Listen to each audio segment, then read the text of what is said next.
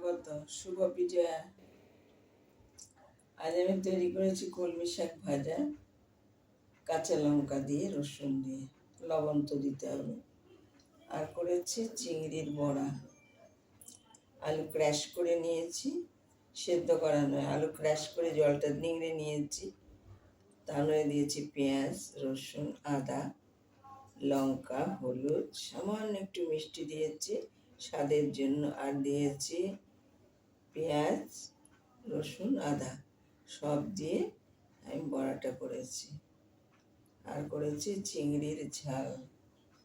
চিংড়ি মাছটা নুন হলুদ মাখানো ছিল। এইবার আমি পেঁয়াজ, রসুন, আদা,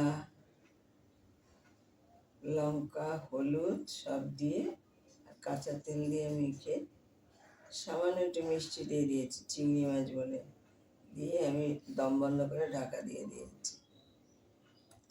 তৈরি করেছি চিংড়ির ঝাল। ভালো লাগলে লাইক করুন, শেয়ার করুন, একটু সাবস্ক্রাইব করুন, আমার পাশে একটু থাকুন। ভিডিওটা শেষ করলাম।